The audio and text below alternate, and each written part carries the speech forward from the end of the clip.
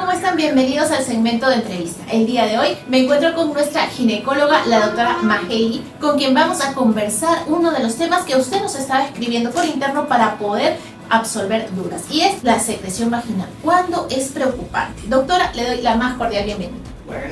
Buenos días, y vamos a hablar hoy de la secreción vaginal. Entendemos por secreción vaginal las secreciones o fluidos que salen de la vagina provenientes de ella, que pueden ser espesas o pastosas, líquidas o transparentes, con olor o sin olor. A partir de ahí empiezan los problemas que debemos prestarle atención nosotros como mujeres para saber cuándo una secreción es normal o anormal. Cuando se deja pasar demasiado tiempo, doctora, y estas secreciones continúan o incluso, como usted bien dice, se ponen pastosas, se ponen de color diferente, tienen incluso hasta un mal olor, ¿ante qué podríamos estar nosotros? Cuando vemos que las secreciones cambian de líquidas a transparentes, turbias con sangre, blancas, amarillas, fétidas o inoloras, estamos en presencia de alguna infección vaginal. Casi siempre debemos acudir al ginecólogo y nunca medicarnos por nuestra cuenta. ¿Es normal, doctora, que una adolescente, que una mujer joven presente ya secreciones? A ver, debemos que partir que la vagina tiene sus secreciones normales producto de las células que tenemos dentro de ella. Y estas pues casi siempre son transparentes porque ocurren en un determinado momento, que es el momento de la ovulación. Esta es por el descenso del moco cervical y se ve como transparente, a veces bien espesa, pero siempre es transparente, nunca va a ser de otro color. ¿Cuándo llama la atención? Cuando una niña o una mujer en edad fértil o una persona que ya está posmenopáusica empieza con una secreción que sea blanca o amarilla o verdosa, casi siempre, o con estrías de sangre, casi siempre nos está indicando que algo no está bien. Debemos acudir al ginecólogo y atendernos, ya sea con un cultivo de secreción o hacernos ver a través de una esperculoscopía, que no es más que el examen por espéculo que realizamos los ginecólogos. Ahora, doctora, el consumo de algunos medicamentos, algunas medicinas recetadas para una cierta enfermedad, ¿también pueden producir algún tipo de flujo? Sí, a ver, a veces tenemos alguna enfermedad de base producida como las enfermedades neurológicas, enfermedades gastrointestinales, que producen el cambio del pH del organismo y aumentan también el influjo hormonal. Entonces, sobre esta base pueden haber el aumento de las secreciones, que casi siempre pueden ser normal, pero volvemos y repetimos, cuando cambia de una secreción que era transparente a una secreción que cambia su contenido como tal o aumenta en cantidad, ya es un problema ginecológico y ya debería ser atendido. Cuando el diagnóstico es hongo, ¿el ozono es también indicado para este tipo de casos? Sí, podemos, cuando tú tienes una enfermedad por hongos o cándidas, como se le conoce, y es refractaria al tratamiento, podemos usar la ozonoterapia, que en este caso se pone la ozonoterapia vaginal, o se ponen cremas o jabones y hasta óvulos de ozono con muy buenos resultados hoy en día. Esto es dirigido de repente a pacientes que son más recurrentes, con las que no ha rendido, digamos, un buen resultado en tratamiento convencional. A ver, el ozono se utiliza cuando la paciente ha tenido de 2 a 3 tratamientos para la cándida y esta sigue siendo refractaria, es decir, que vuelve a recurrir en el tiempo. Entonces ya se habla que la cándida ha sido recurrente y ya debemos hablar de la medicina regenerativa, los cambios dietéticos, y se usa el ozono para tratar de recurrir y las fórmulas magistrales al completamiento de este tratamiento y la eliminación del hongo o la cándida. ¿Qué otros resultados pueden arrojar de repente la presencia de flujo y el estudio que se haga? ¿Qué más podemos evidenciar en la paciente?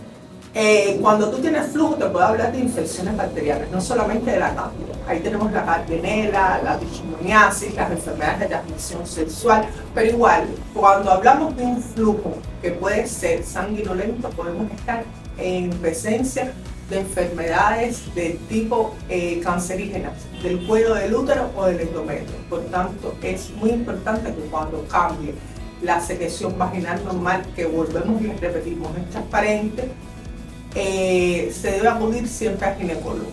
También sugerimos siempre que el chequeo debe ser 2 veces en el año, se deben hacer papá Nicolau y colposcopía para evitar, no tanto como evitar, sino como detectar precozmente las enfermedades de vagina y cuello uterino. Hay enfermedades, doctora, como por ejemplo la diabetes, que también predisponen a la aparición de este problema. Sí, la diabetes como tal produce un aumento de las cándidas en el organismo. Por tanto, las pacientes diabéticas casi siempre van a tener candidiasis vaginal recurrente. Nosotros directamente a ellas siempre le vamos a dar un método y un tratamiento para que esta cándida no aflore, porque cuando la diabética se descompensa casi siempre produce cándida en el organismo, porque la cándida es un germen que está con nosotros, vive en nuestra piel, y solamente cuando ocurre el desbalance del pH o el desbalance hormonal aflora y es que se vuelve como tal agresiva para nosotros. ¿Es posible detectar también algún tipo de flujo o secreción anormal en mujeres embarazadas? Sí, las mujeres embarazadas también son muy propensas por la disminución de la inmunidad producto del embarazo a tener secreciones vaginales, que nunca son normales. En el embarazo, cuando hay secreción vaginal, casi siempre el ginecólogo debe atender e incidir sobre eso para evitar la contaminación del feto y los anejos. Y finalmente, la alimentación. ¿Cómo influye este factor?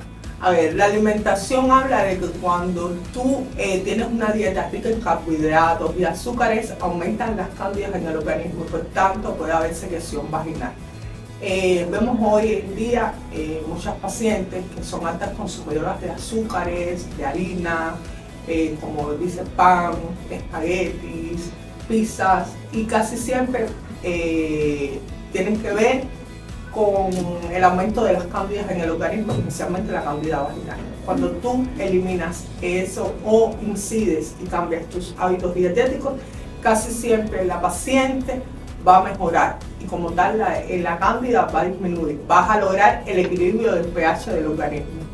Y eso nos va a ayudar a que desaparezca como tal esta enfermedad. Perfecto. Y la recomendación principal, no dejar los chequeos de lado. Claro. Es importantísimo porque no solamente nos va a ayudar a ver si el problema es necesariamente un flujo, o también podemos averiguar otro tipo de enfermedades que puede presentar la paciente. Exactamente. Correcto. Entonces, doctora, ha sido un gusto tenerla en nuestro espacio de entrevistas. Ha sido la doctora Majely Zúñiga. A ella la pueden encontrar en la sede principal de lunes a viernes de 8 de la mañana a 2 de la tarde y los sábados de 8:30 a 10:30. En otras sedes como la sede Comas, previa cita. Doctora, un gusto. ¿Algunas palabras de repente para todos nuestros seguidores? Bueno, el chequeo anual ginecológico es muy importante, así que les sugiero que 2 veces al año, por lo que nos hagan Papa Nicolau, colposcopía y mamografía.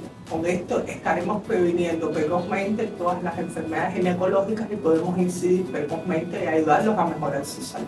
Listo, muchísimas gracias, doctora, y con nosotros será hasta otra oportunidad. Muy amable. Hasta luego. Hasta luego.